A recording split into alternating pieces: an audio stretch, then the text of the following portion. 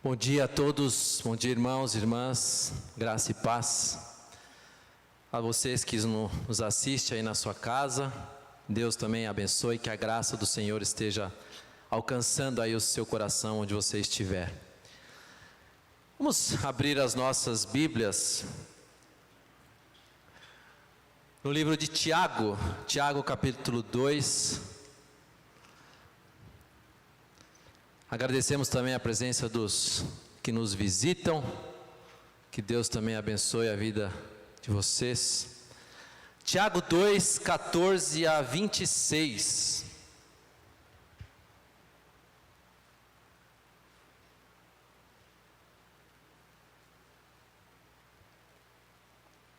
Tiago capítulo 2, 14 a 26. Vamos ficar em pé?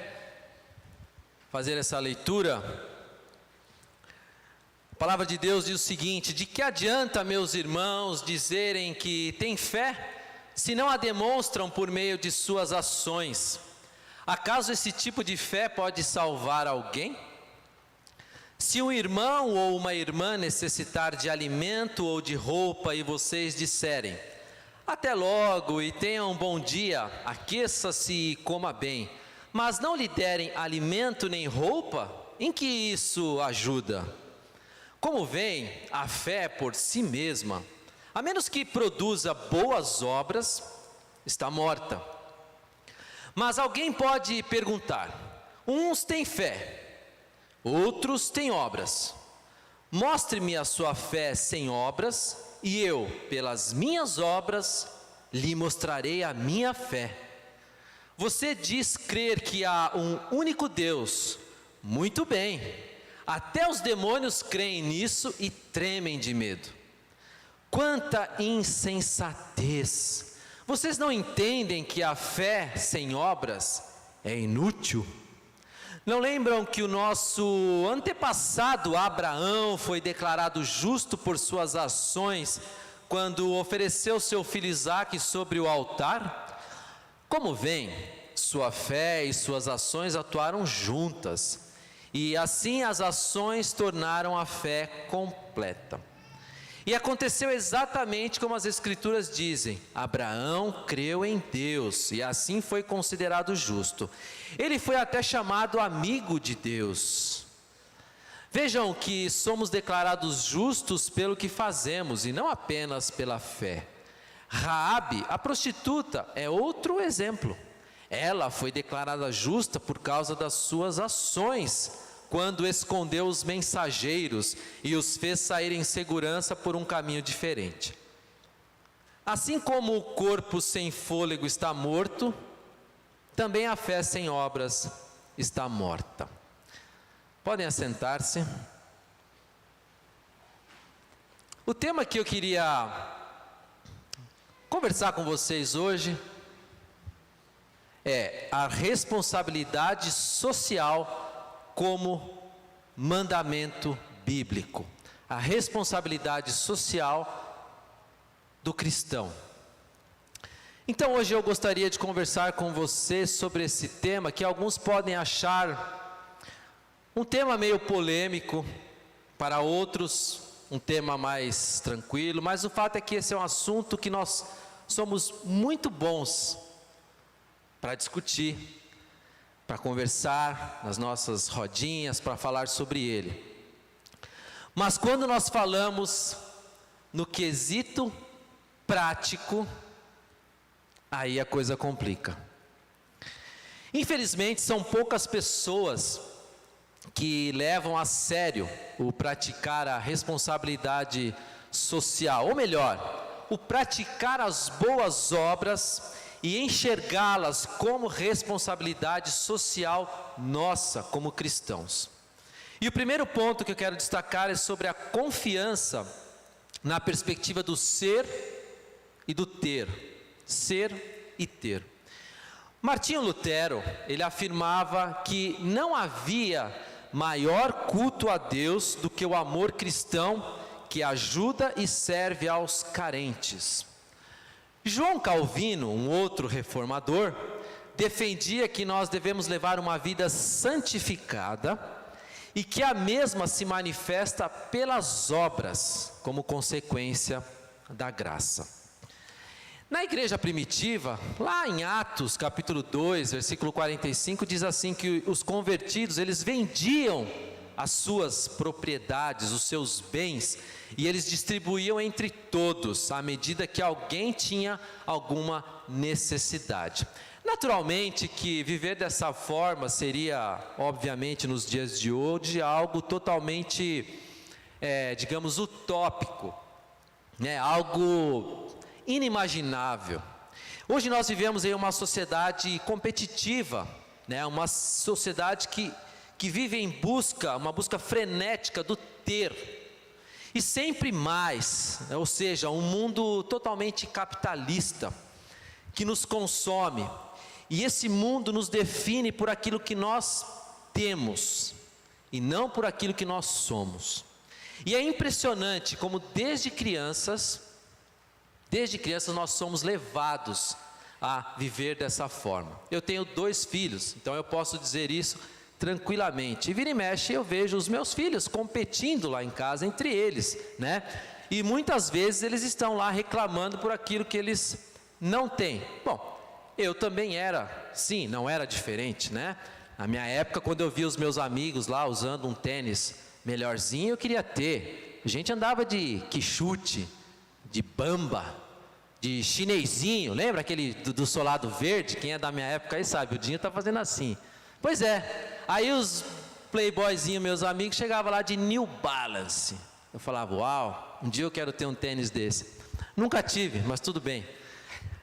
E até que um dia lá em casa, depois de um culto doméstico que nós estávamos fazendo, né, a nossa devocional, e naquele dia o assunto era sobre gratidão a Deus lá do nosso devocional, e nós criamos lá, eu e a Vanessa, com as crianças, criamos um lema lá em casa.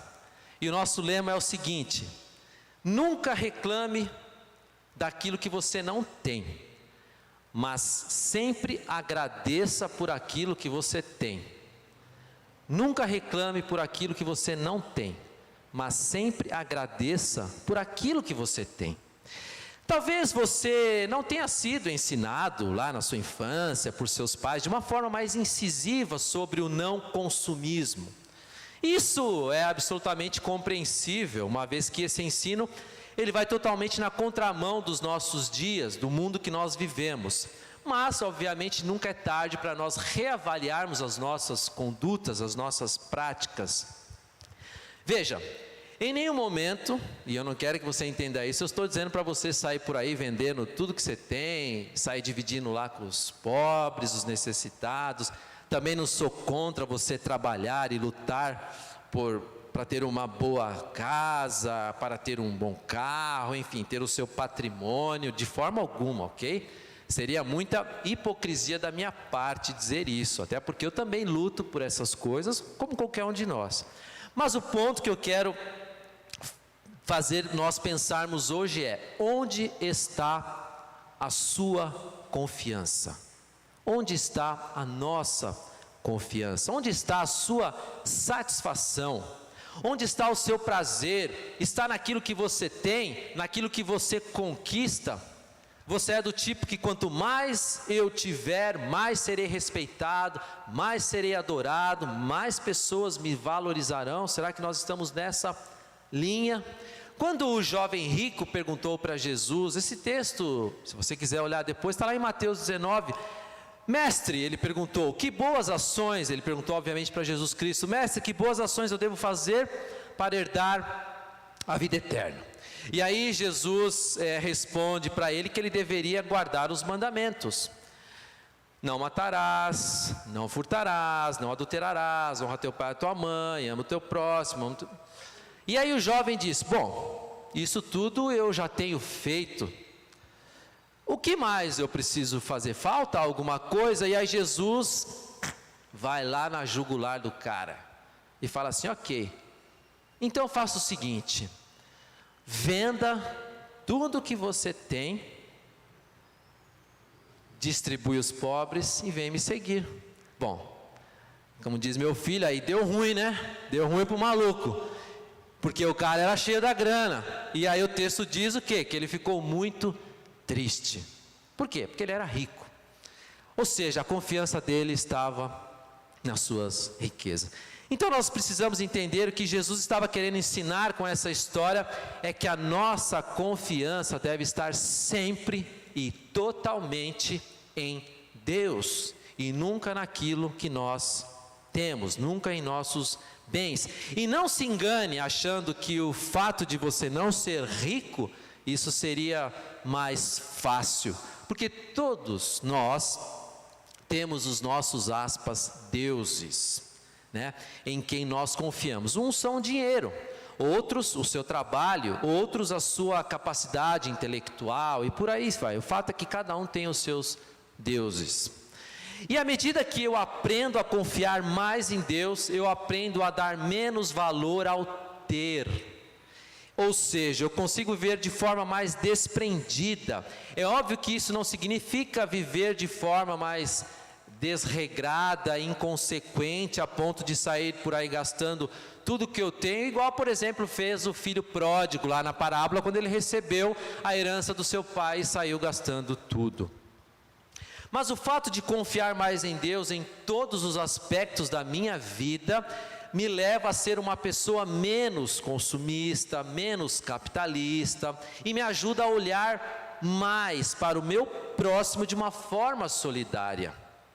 1 João 3, 17 e 18 diz assim: se alguém tem recursos suficientes para viver bem, e vê um irmão em necessidade, mas não mostra compaixão, como pode estar nele o amor de Deus? Filhinhos, não nos limitemos a dizer que amamos uns aos outros, mas demonstremos a verdade por meio de nossas ações. Veja, se eu gasto os meus recursos em coisas desnecessárias, supérfluas, apenas para dizer que eu tenho, lembra do exemplo do tênis que eu queria ter? Queria ter porque eu queria ter, só para dizer para os outros que eu tinha. Ou então apenas para mostrar para os outros, né? Eu estou valorizando o quê? A cultura do ter, e não a cultura do ser. E Jesus nos ensinou a valorizar a cultura do ser. Veja, o ter tem caráter relativo e caráter temporal, enquanto que o ser não é temporal, mas o ser é eterno. Certa vez eu li uma seguinte frase, abre aspas, eu não tenho a fonte, mas eu li nas minhas pesquisas, diz assim: o que você tem, que eu tenho, todo mundo pode ter, qualquer um pode ter. Agora, o que você é, o que eu sou, ninguém pode ser. Bom, talvez você esteja se perguntando, mas o que essa confiança tem a ver, né, com responsabilidade social, que é o nosso tema? E aí o segundo ponto que eu queria tratar com vocês é sobre as obras que o cristão deve fazer como consequência da sua fé. Quando eu aprendo a confiar em Deus, eu me torno menos arrogante. Quando eu me torno menos arrogante, eu aprendo a amar mais as pessoas que estão à minha volta, cumprindo assim o mandamento que Jesus deixou: amarás o teu próximo como a ti mesmo. Quando eu aprendo a amar o meu próximo, eu aprendo a ter um olhar de misericórdia e desejar que esse meu próximo, né, para que as pessoas que estão à minha volta tenham uma vida melhor, ou então uma vida tão boa quanto eu tenho. Ah, mas aí você vai dizer, é que você não conhece a minha vida não é tão boa assim. De fato eu não conheço, mas uma coisa eu tenho certeza absoluta: eu não conheço a vida de vocês, nem tanto assim, alguns sim, outros, mas eu vou dizer uma coisa para vocês: a sua vida, ainda que você ache ruim, ela é muito melhor do que a vida de muita gente. E disso eu tenho certeza absoluta, sem medo algum de errar. E digo mais, muita gente sonha em ter uma vida igualzinha à sua. Muita gente sonha em ter uma vida igualzinha à sua. Ainda que você ache que a sua vida não é tão boa, ou que a sua vida seja ruim. Deus tem me dado uma oportunidade há alguns meses para cá de ser voluntário lá na Missão Sena. Eu tenho ido lá uma vez por semana. A Missão Sena, para quem não sabe, ela é um trabalho social desenvolvido por missionários e voluntários lá no centro de São Paulo. E ela é mantida única e exclusivamente por meio de doações. E o objetivo da Missão Sena é acolher moradores de rua, usuários de drogas, crianças em situação de risco, travestis, prostitutas, ali da área da Cracolândia, e oferecer a todos eles o resgate, a recuperação dessas pessoas e a reintegração à sociedade. E lá na Missão Sena, eu tenho aprendido a reclamar cada vez menos e agradecer cada vez mais. Lembra lá do nosso lema? Nunca reclame daquilo que você não tem, mas agradeça por aquilo que você tem. E o segundo mandamento deixado por Jesus então foi: amarás o teu próximo como a ti mesmo. E lá na parábola do bom samaritano, essa parábola está em Lucas 10, Jesus nos explica quem é esse tal nosso próximo, que Jesus fala: amarás o teu próximo, mas quem é o nosso próximo? Então quando a gente lê a parábola do bom samaritano, ele conta que certo homem descia lá de Jerusalém até Jericó, e esse homem quando ele estava descendo, ele foi atacado por alguns bandidos, alguns ladrões, que além de roubá-lo, ainda espancou o cara e deixou ele lá jogado na beira lá da estrada, na beira do caminho. E aí vinha descendo primeiro um sacerdote. Veja, se atente aos detalhes. Um sacerdote, quem era o sacerdote? Bom, o sacerdote era o mais alto escalão lá do escalão eclesiástico, ou seja, era como se fosse o pastor, lá da igreja. E ele simplesmente atravessou e passou batido lá do outro lado da rua e deixou lá o homem caído. E depois veio o quê? Um levita. O que era o levita? Bom, o levita era como se fosse o auxiliar lá do sacerdote, ou seja, também uma pessoa de importância dentro lá da cadeia eclesiástica, E esse camarada, o que fez? Também passou de lado, deixou o cara lá, passou batido. E aí veio quem? Um samaritano. Bom, por que Jesus cita um samaritano? Jesus cita um samaritano por conta de os samaritanos serem um povo que não se dava muito bem com os judeus, Ou seja, alguém que jamais pudesse esperar alguma coisa boa que viria dele, alguma ajuda. E é justamente desse samaritano, que vem a ajuda para aquele homem que estava lá caído. E o samaritano não só, além de ajudá-lo, não só ajudou, como levou o homem que estava caído lá no seu próprio animal, levou lá até uma pousada, uma hospedaria, e disse para ele que ia pagar as despesas que ele desse por conta do tratamento que ele deveria receber. E aí Jesus completa que foi justamente o samaritano que foi o próximo daquele que havia sido atacado. Na minha percepção, quando eu olho essa parábola, eu vejo que o sacerdote e o levita que passaram direto foram o quê? Foram arrogantes, Por serem pessoas que ocupavam cargos lá no templo e se julgavam melhores, que os outros, hierarquias, eles não quiseram se contaminar com o sangue daquele que estava caído. E é justamente esse tipo de arrogância que muitas vezes levam as pessoas a se distanciarem daqueles que são menos favorecidos e são os que mais precisam da nossa ajuda. Se eles tivessem confiado em Deus, o sacerdote, o levita, entendessem que ajudar aquele que estava caído era muito mais importante do que uma possível contaminação deles, eles teriam naturalmente parado para ajudar aquele homem. Mas eles ficaram com medo de se tornarem impuros e prejudicarem os seus cargos que ocupavam lá na vida deles, lá na igreja. Muitas vezes nós temos uma interpretação totalmente equivocada do papel do cristão e da igreja de Jesus Cristo. Até hoje, é comum a gente ouvir a seguinte pergunta: a responsabilidade social, ela faz parte da missão da igreja?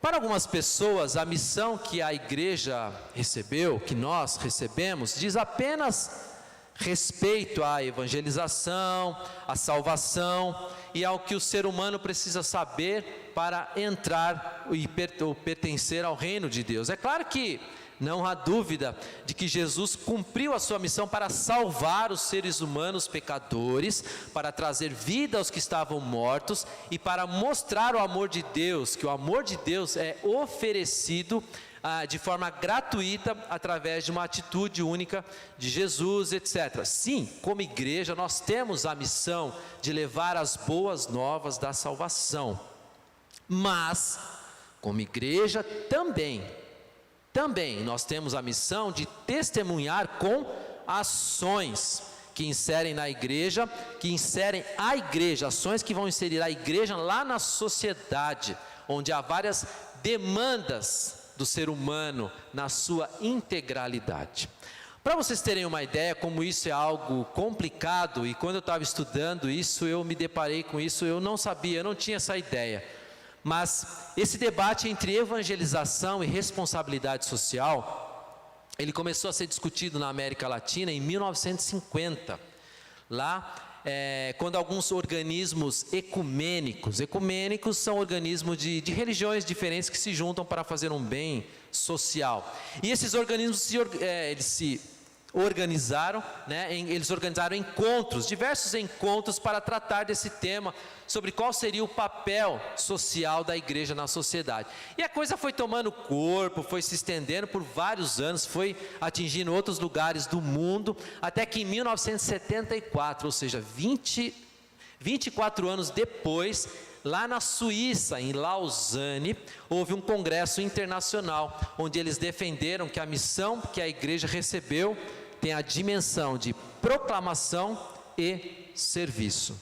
24 anos para chegar nessa conclusão. Então a coisa não é simples. E como resultado desse congresso foi criado o tal Pacto de Lausanne. Talvez alguém já ouviu falar nisso. E no quesito da responsabilidade social, esse Pacto de Lausanne diz o seguinte, abre aspas, eu vou ler para vocês exatamente o que diz o pacto.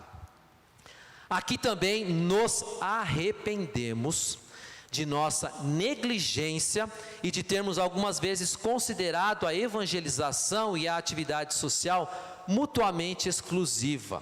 Embora a reconciliação com o homem não seja a reconciliação com Deus, nem a ação social, evangelização, nem a libertação política, salvação, afirmamos que a evangelização e o envolvimento sociopolítico são ambos parte do nosso dever cristão, pois ambos são necessárias expressões de nossas doutrinas acerca de Deus e do homem, de nosso amor por nosso próximo e de nossa obediência a Jesus Cristo. A salvação que alegamos possuir deve estar nos transformando na totalidade de nossas responsabilidades pessoais e sociais.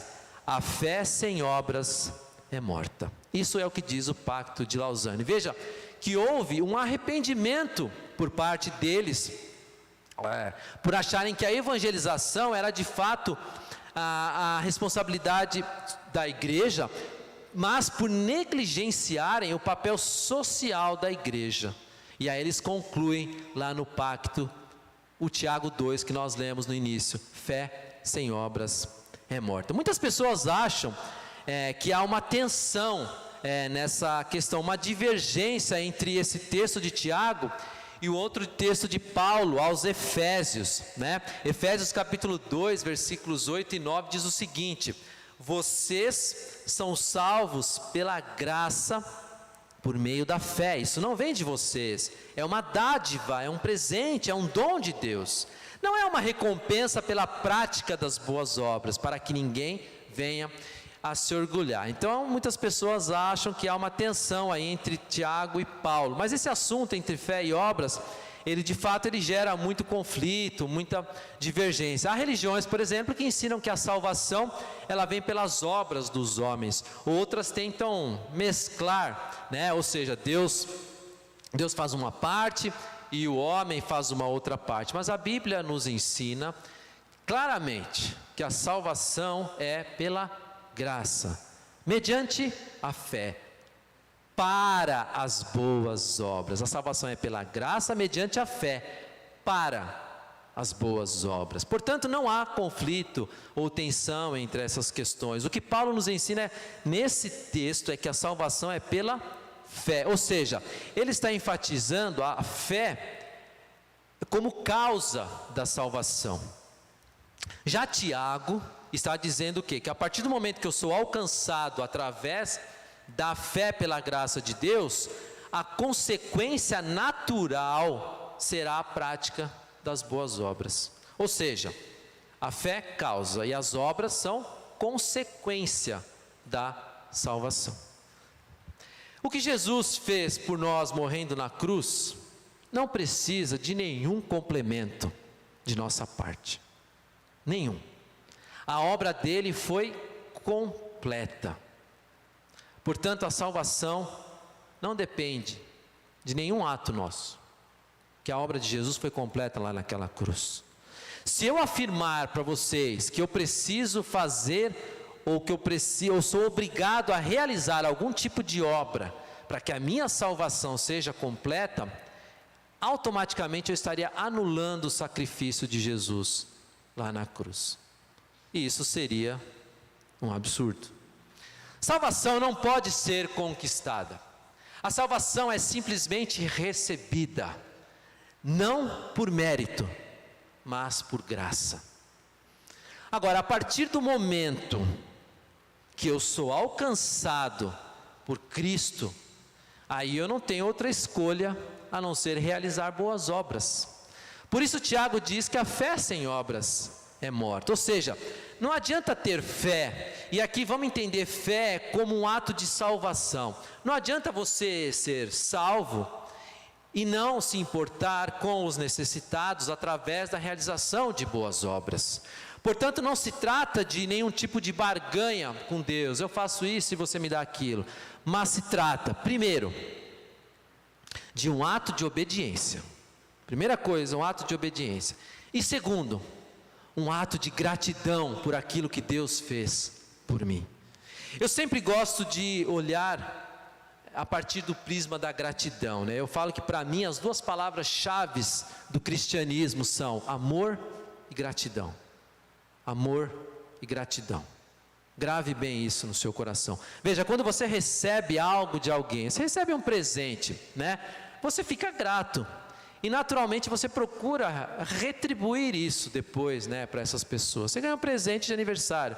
Lá no aniversário da pessoa você fala, puxa, eu preciso retribuir isso, tal. Você fica com aquela coisa na cabeça. As obras são uma forma de nós podermos provar para a sociedade que nós recebemos a salvação, um presente do nosso Deus. É uma evidência pública, né, daquilo que eu recebi. É uma forma de eu demonstrar que a minha fé não é uma fé morta, mas é uma fé viva, uma fé genuína. Através das minhas ações eu demonstro isso para a sociedade, eu demonstro o sacrifício que Jesus fez por mim, eu demonstro pela graça que eu alcancei, aquilo que eu posso fazer pelo meu próximo. Perceba que quando eu faço as coisas para Deus por gratidão, eu não encaro essas coisas como sendo algo obrigatório, algo que me traz um peso. E eu não creio que Deus quer que nós façamos nada por obrigação, ainda que Ele possa exigir isso de nós. Mas as nossas obras, quando realizadas como um ato de gratidão a Deus pelo que Ele fez por nós, elas se tornam leves, elas se tornam prazerosas. Tiago, ele pega pesado nesse texto. No versículo 20 ele fala assim: quanta insensatez, exclamação, como dizia lá o Roberto Avalone. Vocês não entendem que a fé sem obras é inútil. Você sabe o que significa insensato, né? Tiago fala, quanta insensatez. Insensato é uma pessoa inconsequente. É uma pessoa que age, ela age sem pensar. ela faz besteira. E se você pegar a versão linguagem de hoje, ela é um pouquinho mais clara. Sabe o que ela fala? Seu tolo, seu tolo, vou provar-lhe que a fé sem ações não vale nada. Essa tradução é pesada. Aliás, a carta de Tiago, ela é uma carta bem prática, vale a pena vocês lerem, estudarem, né? Ela dá vários conselhos sobre provação, sobre cuidado com as viúvas, com os órfãos, sobre como enfrentar a tentação, como não fazer acepção de pessoas, sobre o mau uso da língua, né? Sobre a nossa influência no mundo, sobre o valor da oração e por aí vai. Lembra daquele versículo que fala assim, tornai-vos, pois, praticantes da palavra e não somente ouvintes? Pois está lá em Tiago 1:22. Mas vamos concluir então. Quais têm sido então as boas obras da igreja? Lembre-se de olhar o termo igreja como nós. Igreja somos nós, eu e você, não é instituição. E o que eu e você temos feito perante uma sociedade deturpada e muitas vezes inconsequente com suas atitudes. Vocês lembram há 3 meses atrás, o caso daquela menina de 10 anos, lá no Espírito Santo, que foi estuprada pelo próprio tio e teve que ir para Pernambuco para fazer um aborto, e foi um caso que repercutiu grandemente na sociedade, na mídia, pela atitude dela. O que a igreja tem a dizer sobre isso? Será que essa é uma responsabilidade social que a igreja precisa se posicionar, precisa se envolver? O que será que Jesus faria vendo aquela cena? Será que Jesus amaria aquela garota, acolheria ela, abraçaria ela, ou a condenaria pelo fato dela ter feito o aborto? Uma garota de 10 anos. Lembram do episódio da mulher adúltera? O que aconteceu? A lei, a letra, e aqui entre aspas, a Bíblia daquela época, era o que eles tinham na mão, dizia o quê? Que pelo ato dela, ela deveria ser apedrejada. Porém Jesus não a condenou, pelo contrário, Jesus a amou, Jesus acolheu aquela mulher, Jesus demonstrou a sua fé com ações. Jesus teve uma conduta de um verdadeiro filho de Deus. Óbvio, ele era filho de Deus, mas ele estava nos dando um exemplo, e esse é o exemplo que nós temos que seguir, as ações de Jesus, e não aquilo que eu acho, porque eu penso. Eu preciso seguir aquilo que Jesus quer que eu siga. E aqueles homens, aquelas pessoas que a condenaram, que condenaram aquela mulher, vendo a atitude de Jesus, não tiveram coragem de fazer o que a lei mandava, que era o apedrejamento contra o pecado que ela havia cometido. O que a igreja, lembre-se, eu e você somos a igreja, temos feito, ou como nós temos agido diante de pessoas que sofrem com a violência doméstica, ou pessoas que sofrem por conta da homoafetividade, e aqueles que sofrem a ponto de quererem se suicidar, ou sofrem por conta de uma dependência química. Assuntos delicados, assuntos que muitas vezes nós preferimos fugir a encará-los. Porém são temas que estão batendo a nossa porta todos os dias.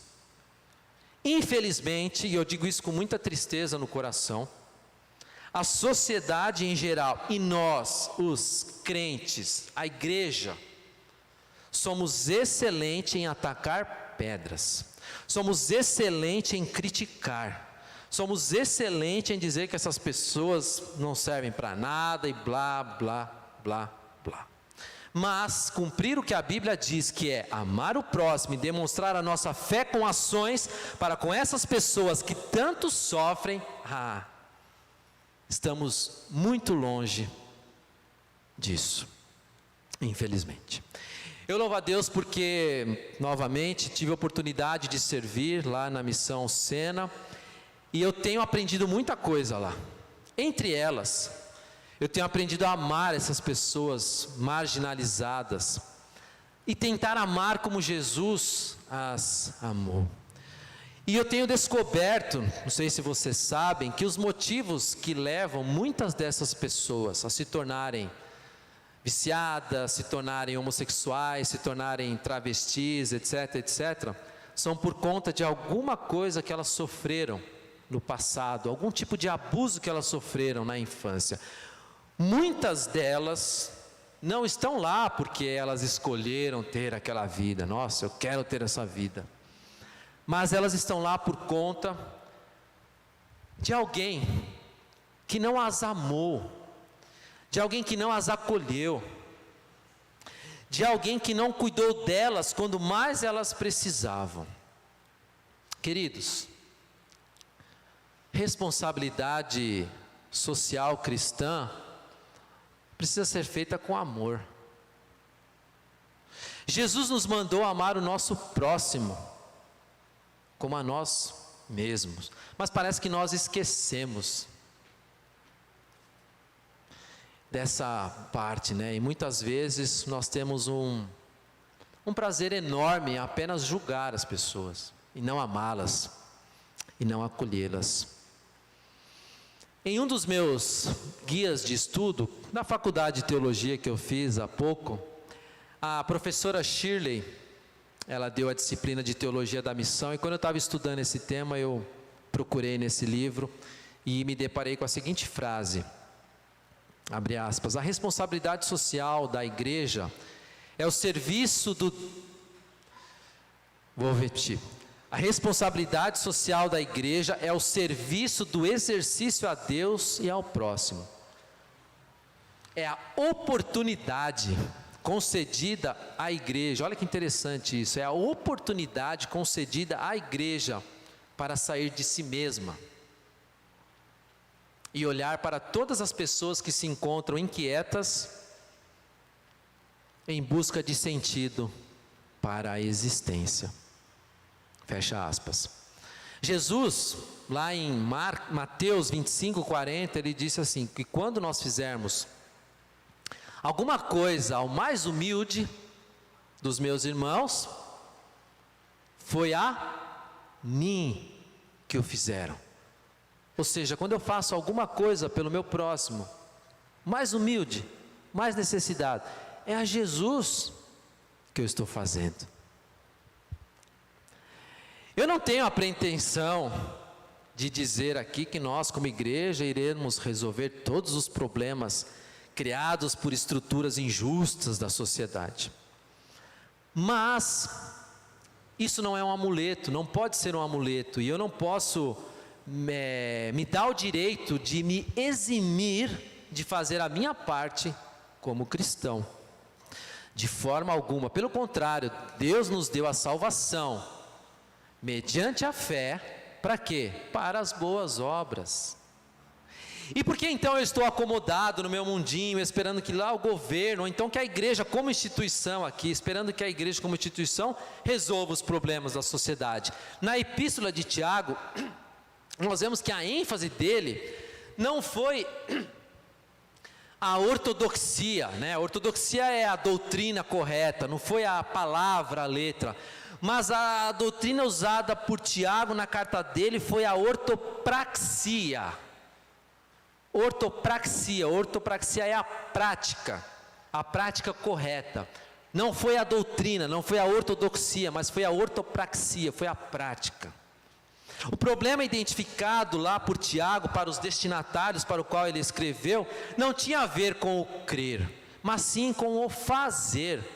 Nós cremos, mas nós estamos fazendo?